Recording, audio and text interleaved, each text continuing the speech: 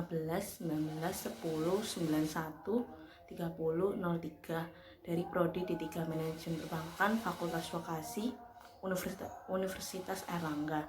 Di sini saya akan menyampaikan atau memaparkan ide kreatif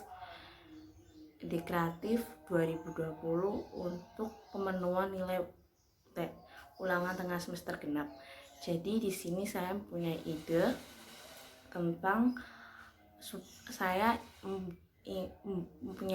tentang membuat sebuah aplikasi namanya iPasar. Kenapa saya menamakan iPasar? Karena ini berkaca dari pengalaman saya sendiri.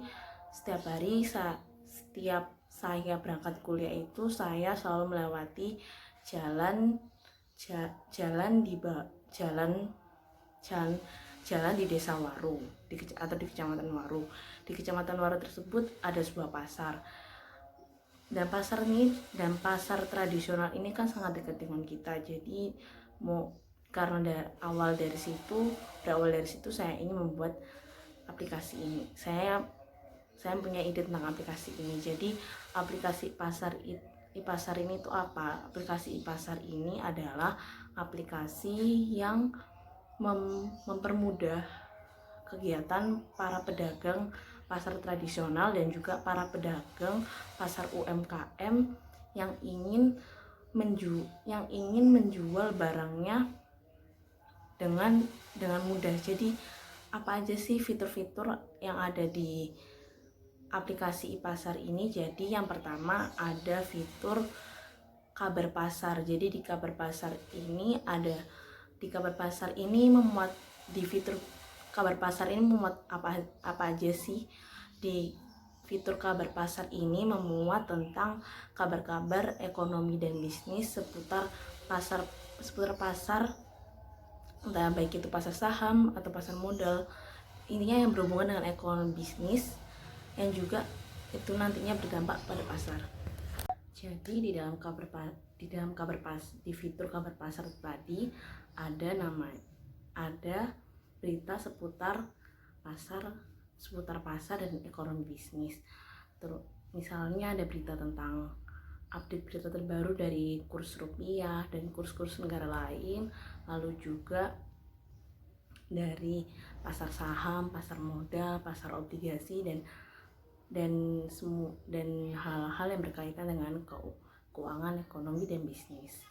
Di situ juga di fitur kabar pasar ini juga selalu diupdate tentang bagaimana tren pasar saat ini. Jadi sehingga para pedagang dari pasar tradisional dan juga dari pasar UMKM tuh mampu membaca kebutuhan konsumen dengan baik, sehingga para pedagang pasar tradisional dan pasar UMKM tidak salah dalam memperjualbelikan barang-barang mereka, sehingga meminimalisir kerugian yang ada. Selain itu juga selalu ada update berita info terbaru seputar perekonomian dari Indonesia sendiri, seperti pendapatan nasional, tingkat laju inflasi, dan juga tingkat pertumbuhan ekonomi negara itu seperti apa. Jadi juga sehingga para pedagang pasar tradisional dan pasar UMKM itu tidak salah memberikan harga tidak terlalu mahal. Jika pasar inflasinya naik, tidak memberikan harga yang mahal, tapi memberikan harga yang lebih murah. Dan juga saat inflasi rendah, memberikan harga yang lebih mahal, sehingga para pedagang pasar tradisional, pasar UMKM ini mampu berkompetisi dengan para pesaing pasar lainnya yang berskala lebih besar. Dan juga selain itu yang kedua ada fitur My Accounting. Jadi di fitur My Accounting ini adalah sistem akuntansi atau sistem perhitungan secara digital, dengan cara para pedagang pasar tradisional atau pasar UMKM tersebut memasukkan berapa pendapatan harga penjualannya, lalu biaya pokok per unitnya, bagaimana biaya tetapnya dan lain sebagainya, sehingga bisa langsung diproses oleh sistem dari My Accounting sendiri, sehingga permudah para pedagang pasar tradisional dan pasar UMKM untuk menghitung laba, pendapatan bersih dan pendapatan kotor dari mereka, sehingga tidak perlu menghitung secara manual.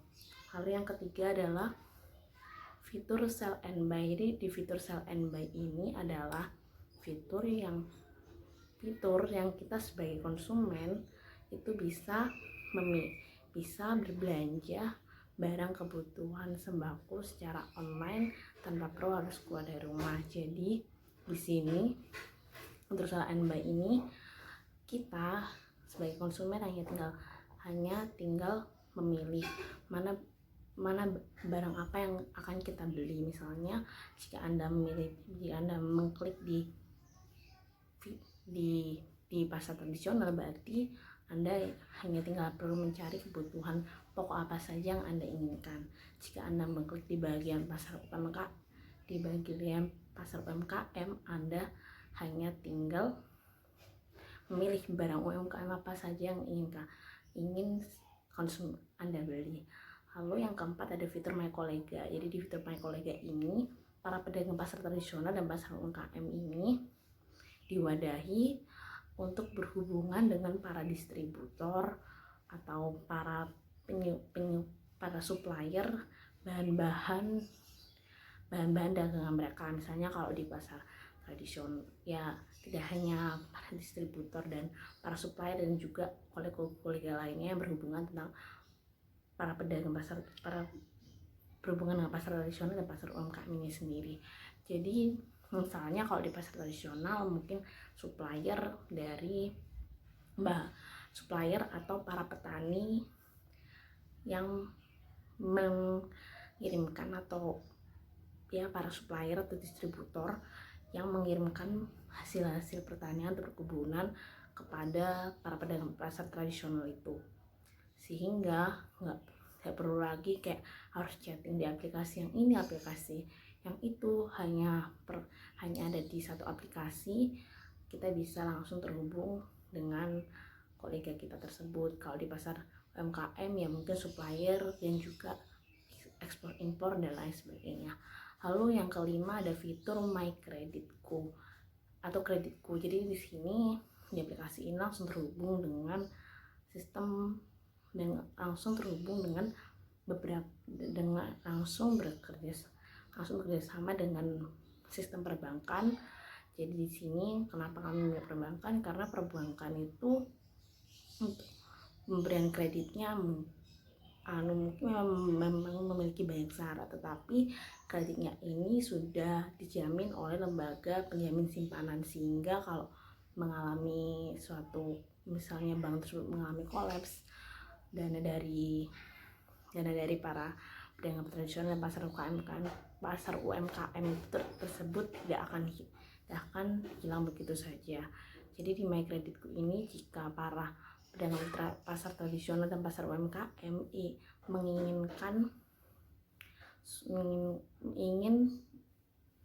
ingin kredit atau mencicil, mereka hanya perlu melengkapi data-data yang ada sesuai dengan prosedur pengajuan kredit usaha rakyat atau kredit usaha rakyat atau kredit UMKM yang ada di bank-bank yang telah bekerja sama dalam aplikasi kami. Lalu fitur keenam ada My Place. Jadi My Place ini adalah, seperti yang kita tahu, para pedagang pasar tradisional itu memang para pedagang pasar tradisional sendiri itu kan rata-rata memang menjual barangnya itu di pasar. Jadi kan mereka pasti bayar sewanya, bayar uang kebersihan dan lain-lainnya, dan itu ada di satu fitur di My Place. Jadi mereka bisa langsung memperpanjang izin penyewaannya dan langsung membayarnya, juga membayar lainnya. Kalau untuk pasar UMKM, mungkin pasar UMKM yang juga ingin mencari tempat untuk berjualan itu bisa di My Place ini, dan juga bisa, dan di sini tuh di My Place ini juga ada istilahnya kayak tempat-tempat yang udah kita sudah kayak menyediakan tempat-tempat mana aja sih, atau gedung atau ruko mana aja sih yang bisa buat jualan, bisa buat disewa atau dikontrak untuk para pedagang dari pasar UMKM tersebut. Itu tadi ide kreatif dari saya. Mohon maaf apabila ada salah kata. Wassalamualaikum warahmatullahi wabarakatuh.